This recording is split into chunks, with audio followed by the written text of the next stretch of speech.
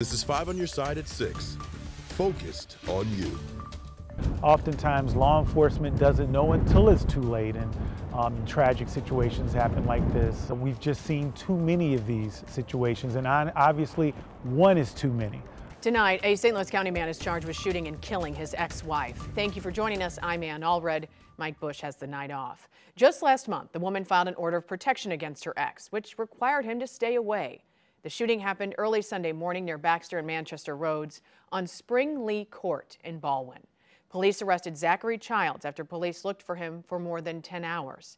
He is being held at the St. Louis County Justice Center, and that's where Justina Cornell joins us live from Clayton with more details on this disturbing case. Justina. And we've learned the victim and the suspect were in the middle of a divorce, and now he's being charged with multiple counts, including first-degree murder. It was a hunt to find 45-year-old Zachary Childs in Balwin. This is after Balwin police say officers responded to a domestic violence report in the 100 block of Spring Lee Court around 1 Sunday morning. A woman was found with a gunshot wound to the head. We have issued charges against the defendant, Zachary Childs, for murder in the first degree. 5 on your side learned the two were in the middle of a divorce and a custody case for their daughter. Our understanding is that there was a previous order of protection. Early February, the victim filed an order of protection against Childs. He was ordered to stay away. According to court documents, the defendant forced his way into the home by throwing a bag of concrete through a glass door. Documents said he admitted to shooting and killing her. It also stated their daughter observed him standing over the victim's body. I think it's hard. Anytime there's a loss, we feel it. Heidi Sagatan is the Director of Clinical Services and Education at Safe Connections. Their work aims to reduce relationship violence. She talks about orders of protection and how they can be helpful, but they can only do so much. We're not saying victims are to blame for something that happens to them. There's no way to anticipate the actions of someone who's purposely trying to be secretive. She urges for victims to have a safety plan. Both Sagatan and Wesley Bell believe more can be done. I do think it's important for all of us to use the opportunity to speak out a little more. We want to see more resources. We want to see more awareness to these resources and being more deliberate about getting these resources out. The defendant is being held with no bond. Now, if you or anyone needs assistance, Safe Connections has a 24-hour crisis text line and helpline. That number is 314-531-2003. Reporting live, Justina Cornell, 5 on your side. Tonight, the Hazelwood family of a 16-year-old girl critically hurt in a fight after school released a statement. They are waiting for their daughter to regain consciousness. 5 on your side's Brent Solomon joins us from the newsroom with new details from her parents. Brent. Hey there, Ann. Kaylee Gain has been in a coma for over a week now. Her parents say they won't know the extent of her injuries until she wakes up. They do know that Kaylee has a fractured skull, brain bleeding, and swelling. It happened during a fight between 2 Hazelwood East High School students, Kaylee and another girl. Video from that attack that is too disturbing to show you has now gone viral on social media. The other teenager is seen bashing Kaylee's head into the ground multiple times. In the parent statement, they say they're, quote, hopeful that the publicity associated with this entirely unnecessary incident makes other teenagers realize that momentary violent actions can have life-altering consequences. The suspect, a 15-year-old girl, is in juvenile custody.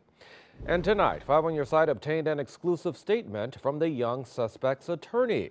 It talks about how she was on the honor roll, an athlete, and played in the orchestra.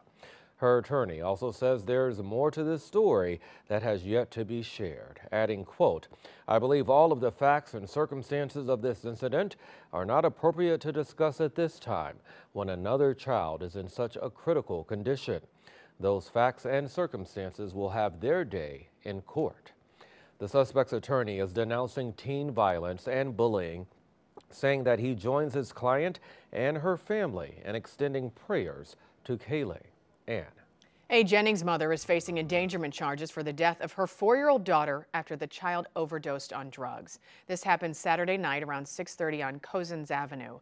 Investigators say Christina Huntsman admitted to having a severe drug addiction and using heroin in the home the day this happened, which likely caused the death of her daughter, Sana Riggins. Several capsules of suspected heroin were found in the home, and the child was found in her father's bed.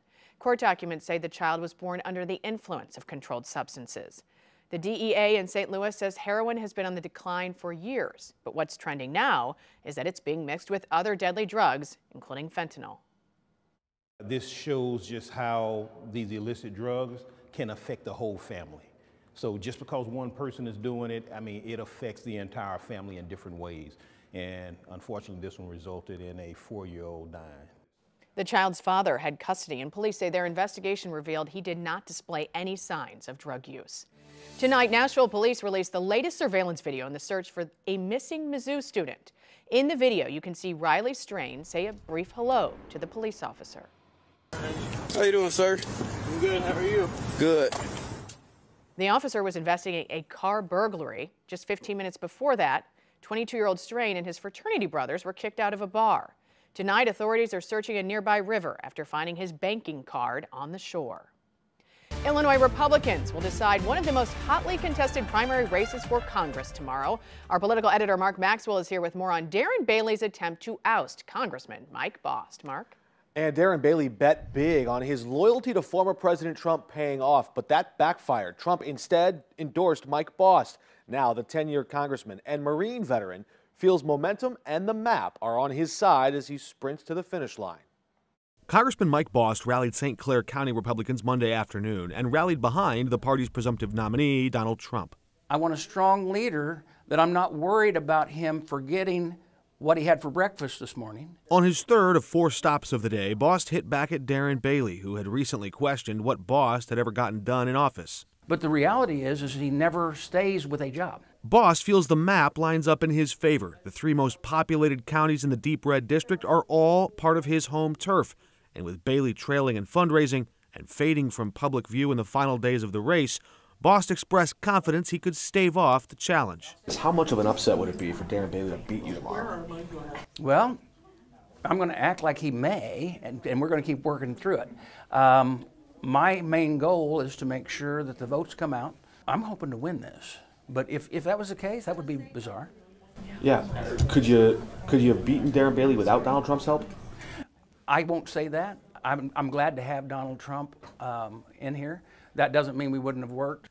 In an unusual move, Bailey's campaign kept his location under wraps on the last day before the election, opting to skip opportunities for interviews and only revealing late in the day that he'd appear at a church in Marion to greet voters Monday night.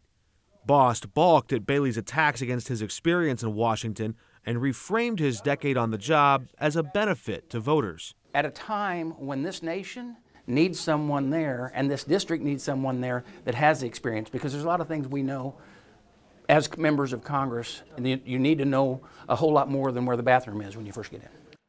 We made every attempt to offer Darren Bailey the same chances to lay out his plan and answer questions about his ideas. For example, why refuse earmarks that allow you to bring federal investments back to a rural district in desperate need of jobs? His campaign never made him available. We have information on tomorrow's primary on KSK.com. Get a link to the voter guide by texting the word guide to 314-425-5355. Where the line gets crossed is when someone commits a criminal offense to silence the individual that's basically just stating their own view. The hate spewing out halfway across the world in Israel doesn't stop there. The anti-Semitic crimes happening right here in the bi-state. Well, quite a shock to the system this morning as temperatures were down into the 20s, feeling like it was in the teens. Another cold morning ahead, but spring officially arrives, according to the calendar, tomorrow night.